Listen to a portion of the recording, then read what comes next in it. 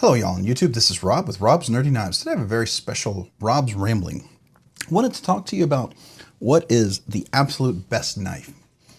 And I guess today I wanted to say, yeah, I'm convinced. It is the fixed blade. That is all you need. We need none of these other knives. If you have a fixed blade, that's the only knife you will ever need. And everyone should have a fixed blade and nothing else. There's no need for any of these other weird, folding, weird gadget knives. It's ridiculous, right? I think fixed blade is the only knife that anybody will ever want and ever need. It's the only solution. And for all of those of you guys who are fixed blades fanatics and love fixed blades, you know I've come from the dark side. I'm finally into the light. I've embraced it. I'm going to get rid of every other knife and have nothing but fixed blades from now on. That's it. Only solution. Just have fixed blades. No, I'm kidding. I don't believe that. Just like I think I should get rid of every knife and I'm going to have nothing but slip joints from now on. I've given up on folding knives. I've given up on fixed blades. A slip joint, that was the original knife that everybody should have. My grandpa had it. My great-grandpa had it, right? It's like no one needs anything but a slip joint. It's the only knife that everybody should have. You need a slip joint. Nothing else, right? No. Or, my first knife, it was a Axis lock from Benchmade. I don't want any of that Able lock or crossbar lock from these other copycats. You need an Axis lock, a Benchmade. Benchmade is the only knife you need with its Axis lock. That's it. You don't need a fixed blade. You don't need an automatic. You don't need any of these weird gimmicky things. You don't need a slip joint. Slip joints are ancient. It's in the past. Axis lock is the only way to go. Or, frame lock. You don't need, frame lock. Here's a frame lock. That's all you need. You don't need anything else. Frame lock. Every knife should be a frame lock. Should only be a frame lock, nothing else. That's it. Don't need a fixed blade, don't need an automatic, don't need a compression lock, a liner lock, shark lock, a button lock, ball cage lock, none of that. You don't need it, right? I mean, I'm going on here and it's sounding really ridiculous, isn't it? Because, there are people who are genuinely 100% convinced that one of these is the only solution. It's the only knife you'll ever need. You need nothing else, and everybody else is wrong. Because they've come to that realization, they've been enlightened, they've come to the full understanding of what the right lock is at this moment. It's like when you first discover automatic. Oh, everyone needs an automatic. That's all you need. No one needs anything else. Why would anybody want anything less than an automatic? Automatics are godsend, because you can open it one-handed. It's awesome. There's no need for it. If you have the right automatic, you can close it one-handed. It's just fantastic. It's the easiest way one-handed to get to something, to use a knife. It's solid, secure. I run into this all the time. People will talk about, my slip joint. And I'll have to say, the two biggest culprits that I run into personally are the fixed blade folks who are like, you got to have a fixed blade. And when I tell them I have one fixed blade, well, I have two. I have a Safe Queen, which is my dad's knife he bought before World War II. It's almost 100 years old. Love that knife. But, and I have this one, my Tactile Knife Company, my Dread-Eye. And I love this knife. I think it's great. This is the one fixed blade that I enjoy. It's the perfect size and tool for me for what I want in a fixed blade. This is the type of fixed blade that I like and what I use and I carry. And it's got this Trek lock, which is great. Trek lock works really great when you lock it into your clothing. You just put it right on your belt or something and clip it right in place. Just a really fantastic little lock, and especially with this Kydex sheet that locks it in place, and you can push it out with your thumb so you can get it nice, quickly deployed. So if I needed to get to it, I could do that. Right? So just a great little tool. I like this, but it's not the only tool. And I like to have this when I don't want to use a folding knife to do a fixed blade work, right? So yeah, I do like a fixed blade for once in a while. I'm not a big slip joint fan. I've never been. I've tried to embrace the slip joint thing. I just can't get into it. I've held some fantastic slip joints. I had a chance to do a Jack Wolf. And Jack Wolf, my gosh, that man is going to change the slip joint world. And his quality of his material and his design is fantastic. I tip my hat to him. I really think he's done a fantastic job, and his stuff is outstanding. Simply outstanding, okay? So I give him all the credit in the world, and I give him all the respect in the world. And yeah, there you go. I definitely think, at some point he may convince me. Some of the slip joint designs he has, it just doesn't appeal to me, right? Slip joint, it's got to be a real, I don't know. None of those have spoken to me, and I'm sure at some point it's going to, and he may lure me in. The other problem is every time he releases something, even if I had a slight interest, it's sold out. So I'm hoping where there's more available. Now, I think QSP has one called the Osprey. And that one is kind of interesting to me. It's jig titanium M390, so it's kind of, I might consider that. I like the look of it. All right. So there's that. But yeah, there's some people who love slip joints, and that's it, right? Just like people who like automatics, some people like, you got to have an OTF, right? I have an OTF. Let me see if I can find it. My Livewire, right? That OTF is just really fantastic. But I know people who are like, oh, my Microtech, my Heretic, my Guardian Tactical, my, maybe they're one of these that has the Deadlock, which is a really expensive one that I'd love to get and was used in the John Wick movies, right? But, right, that's a dream knife for most of us, but there's that. And then there's a Livewire, which is the budget version that I like, made in USA, 20 CV blade steel, solid. I think it really, really competes with Microtech. I think dollar for dollar, quality build and everything, I think this is the best buy.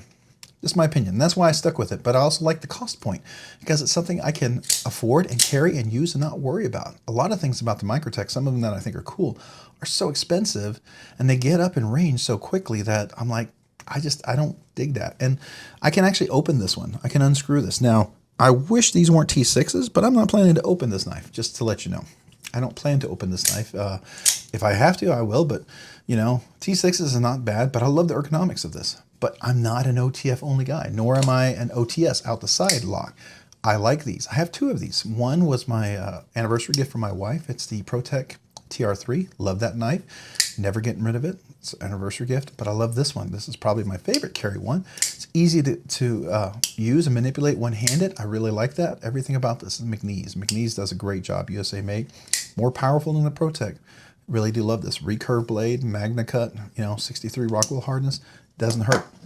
But I have one or two. That's it. I'm perfectly fine with that. But it's not the only knife for me. I don't feel like that's the only one. Then you hear about some of the people who are into real steel. And I've run into a few, and I've seen discussions about it, and I respect it. I respect real steel. A lot of their designs came from like Andrew Demko. So this is Andrew Demko Shark-Lock. Andrew Demko designed a lot of things for them. I think he did the Trek lock. I think he did the Scorpion lock and some other things for them. And those are incredible locks. They really do lock on very, very solidly. And this Shark-Lock is no different. Super solid. Not going to be any place. If you were to have a folding knife that you needed to chop wood with, the Shark-Lock, the Scorpion lock, the Trek lock, those would be the ones that I would consider, right?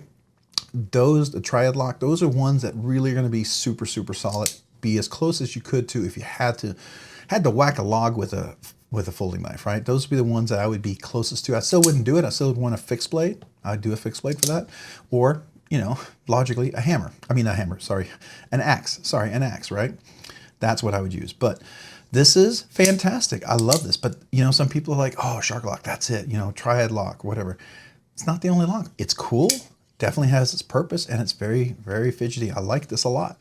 Some people aren't fans because I feel like it's overpriced because it's made in Taiwan and all this other stuff. I'm okay with the price point with the carbon fiber and S35 VN steel on this one right here. So you can see that, S35. I like this, and I use this a lot. I use it in the yard. So to me, it's a great knife. But it's not the only solution. It's not the only lock for me. I like the button lock, but button locks are great. They're great for EDC. This button lock here is fantastic. I love the result, but I love them knives. If you haven't checked it out, great. I think it's the best value for a button lock that's still available, made by WE Knives. WE Knives is kicking it. They are just really knocking it out of the park with button locks. And I think if you want the best button lock for the bang for your buck, this is it. Unless you can get the Ziphias or the Exciton, which were limited releases and aren't out, maybe they'll have some other variants of limited releases. And if you get those, definitely consider them. That's the best button lock I think out there. I have an Exciton. I think it's the best. But, and I say that as someone who's owned a Mordax, who's owned a few Malibus, and I love ProTech. They did a great job. But, I don't know, WE's just knocking it out. I'd love to see more people do stuff like this. So, but I would never use that for hard use. The whole idea of a plunge lock with a spring just makes it for a hard vibration, hard impact, becomes dangerous, right? It could disengage the knife at some point, so you have to consider that. It's just something of a reality of a knife. You just have to think about when you have one of these knives, all right? So, but it's not the only one. It's a great EDC knife. I love button locks, and I have a bunch of them, and I think they're great knives. But I'm not like blindedly saying it's got to be the only one. Just like some people will be like, oh, liner lock, it's the only one. You got to have a liner lock. Now, this is an inset liner lock with a steel bar insert, which is a little different. It's a fancy liner lock, right? We can call it that. But it's really great. It works really wonderful. It's as strong as a frame lock. And the reason why I say that, you'll say, well, that's thinner. No, no, no. If you come over here, if you look at the thickness of that to the thickness of that right there, they're about the same. So they have about the same strength integrity, right?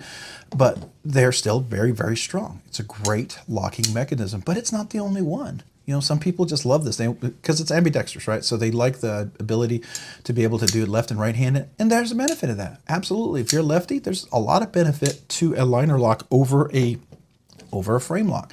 But if you're righty in your frame lock, there's a lot of benefit to it because when you lock in on this, you actually engage the frame, the lock bar, into the tang of the blade right there. You see that? You gauge, you pull it, that engages that lock more soundly. It's not going to vibrate. So when you're working it, it's not going to slip off. Now, theoretically, with enough pressure and force, you could still bend and bow the integrity of the steel, or the titanium here in this case.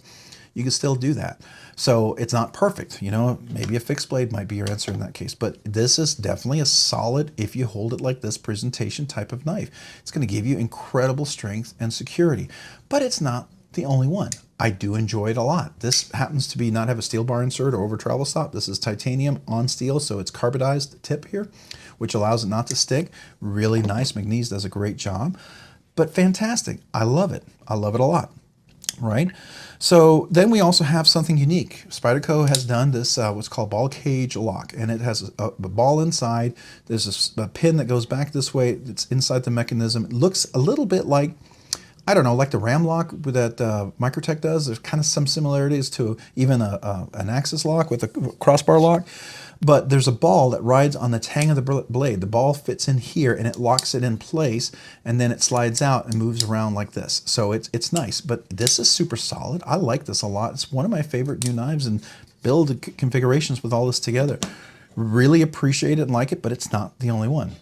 Then you have the Spyderco compression lock, which is like a reverse liner lock. So instead of having the liner in here, you have it on the back of the blade. And this right here is a compression made easy. It's an insert you put on top of that bar that's in here.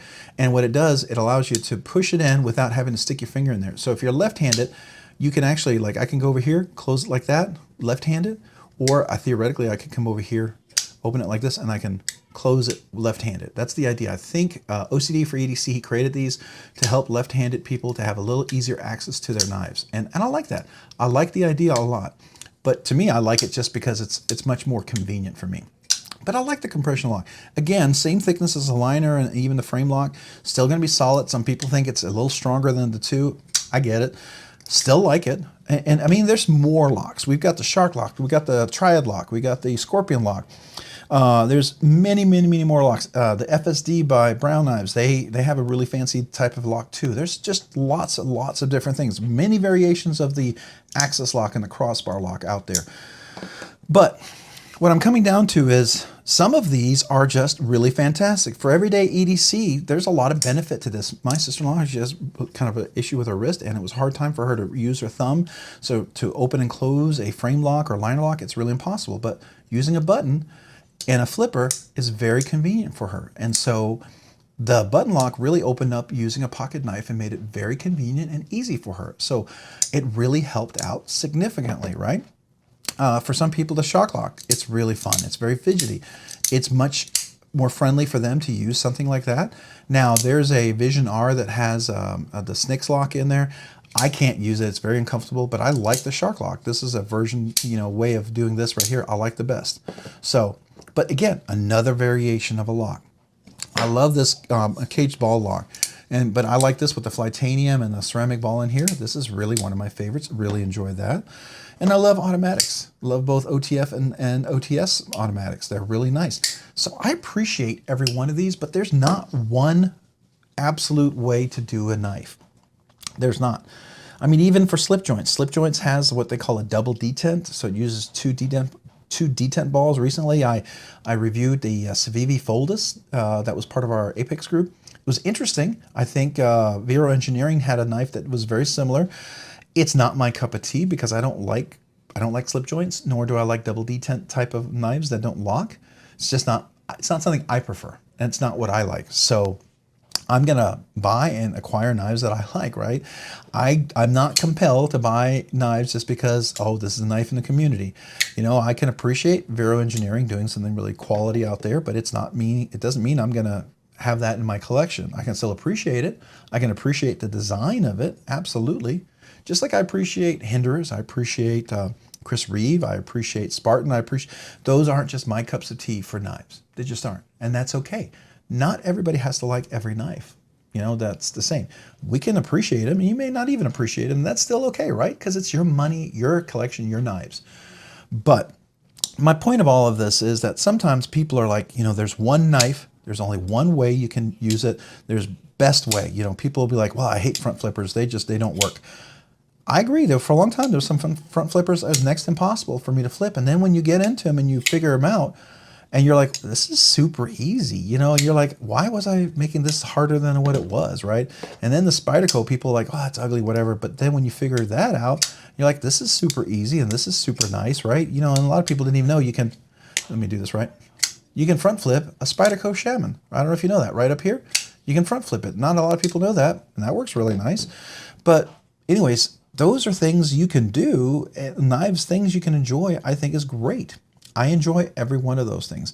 And I like this. I like this, especially for hard work. This is a great fit for this knife. This tool, it's so solid. The full tang of the blade with the Richlite, micarta Richlite handle is so comfortable. It doesn't roll in my hand. It really locked in. I can do hard work. And there's times when this is the best knife over everything. And that's when I like to have that knife. Just like there's a time when this is the best knife over everything. And there's times when this is the best knife over everything. And I do use my McNeese, by the way. And so some people will be like, this will be in their collection, they've never used it. But yeah, I chop down weeds and stuff with my son's agriculture barn. He's part of FFA. And so we were cutting down some giant sunflower, I call them trees because they were really big. It was all covered the area where his lamb would have to go and eat and graze and stuff. And so I was just chopping them down with this knife, not realizing, oh, wait a second, I am chopping it down with one of my nicer knives. Worked great. MagnaCut, steel, awesome, super sharp, retained, stropped it up, perfect. No issues whatsoever. I love that. And I think Jonathan McNeese would appreciate that. I think he would want to see his knife used and used well. I think he designed this as a user, just like I know Chris Reeve did the same. I know Rick Hinder did the same. They want their knives to be used. Now, some people collect them because they collect them. Some people are enthusiasts and they like to have them in their collection. That's okay. That's okay. I'm all right with that. I have no issues with that. Collect them away, you know, never use them. You know, if you're the person that has one for use, one for collection, fine. If you collect them and never use them, fine. If you use every one of them, fine. If you beat the heck out of them and break them up and fine, that's fine. I'm a user, but I'm not an abuser. For instance, I may abuse this one more than most.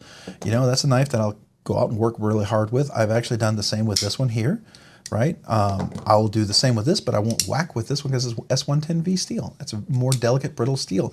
It's not meant for axing and cutting really hard, heavy. It's meant for slicing and things, and it's very great for edge retention, but it's not as tough as 3V or M4 or any of those steels, right? So, or 10V or 15V or any of those other super steels. Definitely not as strong, I mean, as far as tough as even M390 or 20CV, but it is way better edge retention, great corrosion resistance. So that's great. This is LMAX. LMAX is like another M390 sort of type of steel. Great steel, really good hard use steel. Look at the thickness of that spine. This is meant for work. It's meant for hard work. And I have done that. I've done that with this. Put titanium scales on there, which just makes it nicer. Now this is red because I used to have the red fat carbon scales. I wanted to go titanium and I'm glad I did. It makes it heavy, but I like it. I like this knife a lot like this. This just feels great. So anyways, I love that. I wish he would make a steel version of that. That would be kind of cool, but you know, whatever. I like this right here, this liner lock. I like the front flipper on this. This is so cool. I've always wanted something like this. Devo Knives, Kevin and Colin, they just do great design work. I love the liner lock. This works really nicely and the action is ridiculous. So every one of these are great.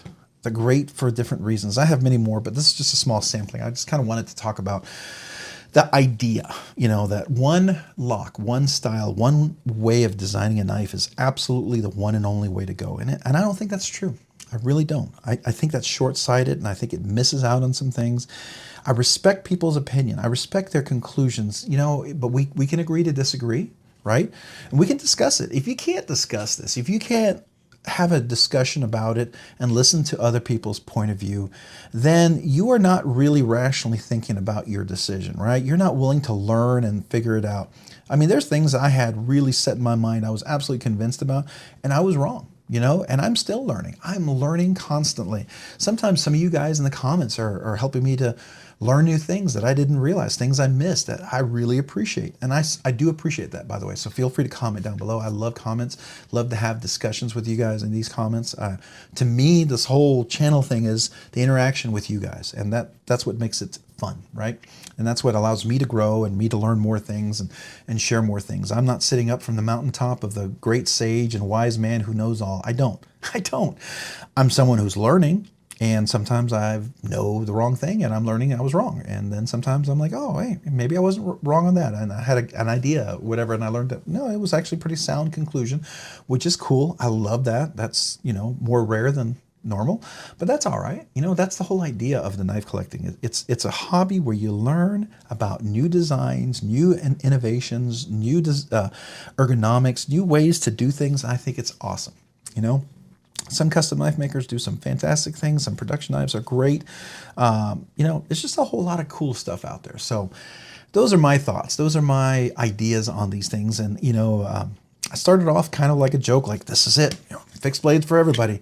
And I do think there's a time when a fixed blade is absolutely the solution, really is.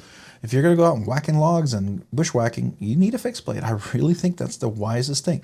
Now, if you're stuck and you don't have a fixed blade, what's the one knife you're out there and you've got a survival? Honestly, if you're going to ask me what would I bring, I would probably bring an Andrew Demko. I'd bring a Shaman, or I'd likely bring, my Magna Cut, my Magnese. Those are the three knives that I would probably want to be stuck with out there the most. And that's another good Rob's Rambling. I could have different scenarios. What are the knives that I would want to have the most? That would be a good one. I think we could probably make something up like that. And I'd have to think about it. And I'd be kind of curious what your thoughts are. But I'd have to think about that one for a bit. And I'd have to think of the scenarios I want to address. Yeah, probably a good idea. Maybe that's a future Rob's Rambling. How about that? All right. Excuse me. If you have any questions for me or the channel, please feel free to comment down below. I would love to hear from you. Sorry. And I'd love to answer your questions. If you have any questions about this Rob's Rambling or any future Rob's Rambling or any new ideas you have for a future Rob's Rambling, please feel free to share. If you have any questions for me or the channel, please, again, feel free to ask down below. I do try to reply to everyone, like I said. Hey, if you enjoyed this, you found it interesting, entertaining, fun, informative, or just kind of cool, would you consider hitting the like button down below? If you've already hit that like button, would you consider hitting the subscribe button? Subscribing and liking the channel's videos and the content really helps me to grow, to be able to produce more content, do more things, and I very much appreciate that. If you've already subscribed, maybe consider hitting the notification button so you can be notified of future content when it's released. If you've done all of that, maybe check me out over on Instagram at robs_nerdy_knives. Again, that's on Instagram at robs_nerdy_knives. Hey, thanks so much for watching today. Have a great day and a great week. Bye.